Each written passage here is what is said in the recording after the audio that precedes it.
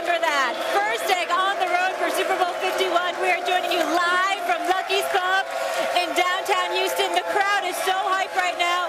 We love our First Take fam, and they are so fired up because we got this guy with us. You know who we have right here?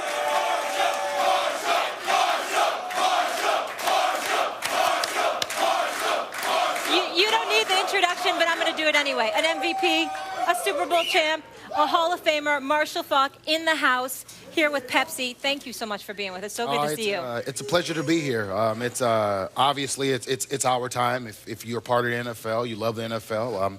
Being here in the South in Houston for the Super Bowl. Southern hospitality, we love it, right? Yes, it's great, and boy, ready for a great game. Speaking of that, I have a question for you. How do you feel about the Pats being back in the Super Bowl again, Marshall? For their fans is great. Yeah, what about for you? For me, it's I have a job to do. Doesn't matter which two teams. I got to talk about the game. That's it. Well, you know, first of all, you do an outstanding job on the NFL Network. Congratulations Thank you. on that, man. Love the work that you do. I appreciate Molly's question because we started off the show talking about the Tuck rule and what the Patriots would be had that call gone against them or whatever.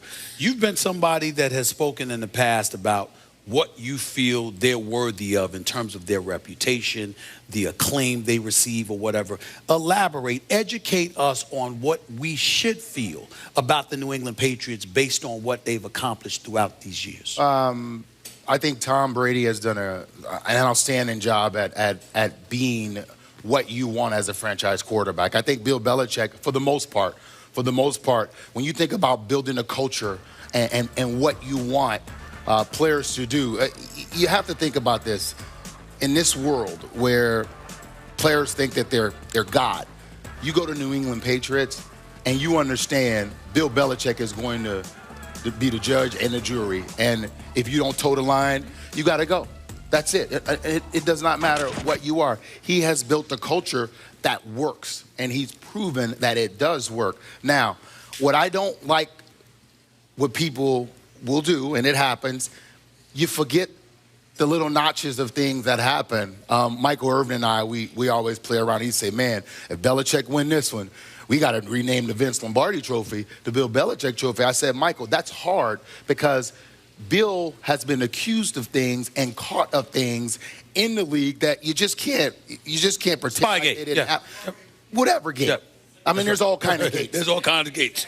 Let's not pretend like those things did not happen. Right. So those are the things. As far as playing football, getting players ready to play X's and O's, Bill Belichick, there's nobody better than him in the game. Well, you do understand that when you're debating Michael Irvin, there's an easy way to beat him up. I mean, all you have to do is bring up his pathetic Cowboys, you know, and what happened is he'll find a way to wiggle out. Michael Irvin, listen, we got cops here in Houston. I put an APB out for Michael Irvin because I've been looking for him. I can't find him since the Cowboys lost a couple of weeks ago. Go ahead, Max.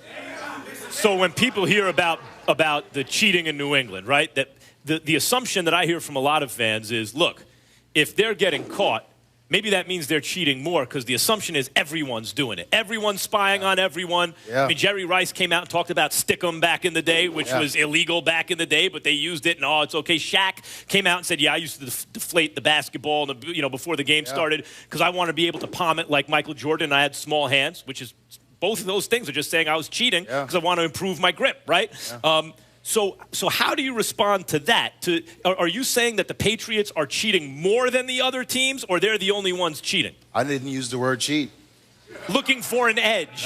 That's gating. The word. Gating. You use the word gate. Are they gating more than other teams? Gate is a great word to use, but I didn't use the word cheat. Whatever you want to call it, you can call Let's it that. call it gating. Let's call it competitive advantage. There you go. Now, if while trying to gain a competitive advantage, you get caught, that's on you.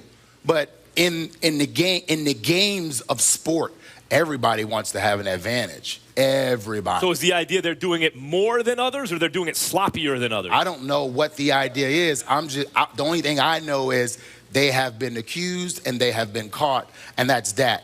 I'm not calling anything cheating. I'm saying when you play a sport and you want to have any kind of advantage you can, do so. Yeah.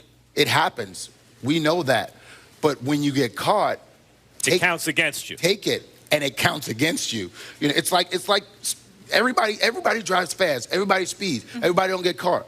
How did you guys drive fast? How did the greatest show on turf drive fast? I'm just saying, it happens. Let me get to the greatest show on turf, because you guys were with you and Warner and Isaac Bruce and Terry Holt and the crew.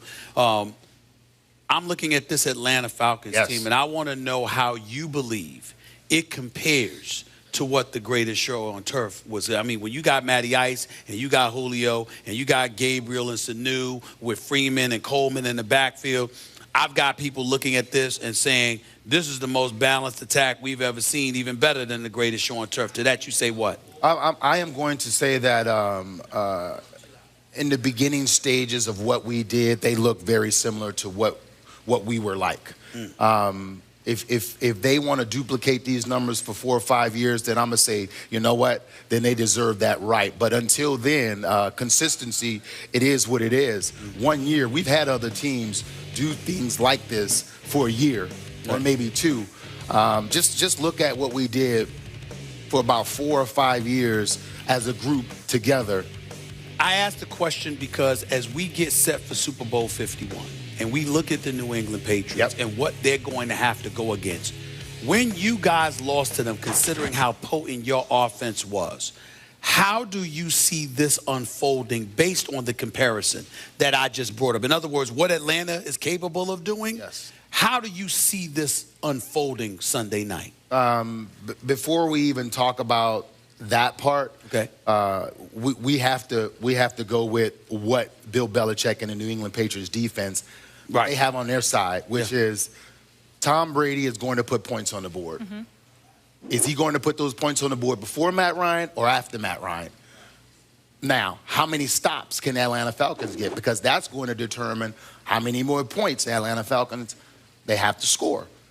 Now, I think that their offense is dynamic. They are going to score points. Defense is suspect, though. Bill Belichick is going to have some beaters to what they do. You can't stop the Falcons, but can you make them stop themselves? Can you cause them to make mistakes? That's what they need to have happen in that game. If you look back at our game, you know, we not only turned the ball over, we turned it over. It was a pick 6. An interception is big in the Super Bowl. An interception for a touchdown, whoa. Who's the more talented team in this game? Oh, without a doubt, the Atlanta Falcons. Just as you guys were more talented than the Patriots. So but that's not enough in this game. So how much credit then, because we talked about it earlier, does Belichick deserve? You talked about the culture. You talked about the game planning. Consistently, they seem to be able to come out on top, even during the regular season, against teams that are more talented. You guys were obviously more talented than them. They make less mistakes in games than other teams. And Bill Belichick, I'm not just talking about the players, I'm talking about the coaches. They put their players in situations for them to succeed. They don't ask you to do what you can't do, but they ask you to do what you can do all the time. And don't mess that up. That's it. 2 components for New England, for Atlanta's defense that has me concerned. One's an upside, one's a downside. Upside is the line with Beasley and the crew wondering whether or not they'll be able to get to Brady. But if they can't, that secondary, even though they got some young lines on there, youth against Brady, to me, is not a good sign for Atlanta's secondary. To that, you say what? It's not. I think that what you're saying is a valid point, and the only thing that helps them is, like I said in the beginning, if Matt Ryan put points on the board before Brady, it kind of forces the hand. They can't allow the Patriots to be two-dimensional. They can't turn around and hand the ball off and throw the ball, because Tom Brady's going to throw the ball down the field. But you have to make it all about Tom Brady. Look what Denver did to him last year. Look what the Giants did. You take the running game away, and you tell Tom Brady, you not only have to be great, you have to be the greatest you've ever been to beat us today. And it's hard for one man to beat a team. And he still might do it, but at least it gives you your best chance. It is. That's all you want is a chance in this game. And people think about it all the time. You only want a chance. Can you be great? In this league, it's not like basketball. There's no game 7, there's no game 6. You have to be great one day, one time, in one game. That's it. That's all you need. Yep. And it's nice to see running backs getting some love again with Yes. guys like Freeman and Coleman. Yes. The game is back. Marshall, thank you so much for Complete being with back. us. So good to see you, presented by Pepsi. We appreciate you. We'll be watching you this weekend on Let me NFL know when Network. Michael Irvin shows up to work. Let Coming me up know when later, I'm we go looking from for one of the him. greatest I'm running looking backs for in the game to one of the best wide receivers, Antonio Brown, AJ Green. They will be in the house. Looking forward to that. And will Tom Brady bring home his 4th Super Bowl MVP on Sunday? The guys will tell you that after the break. Shout out to the Houston cheerleaders. Hey, ladies.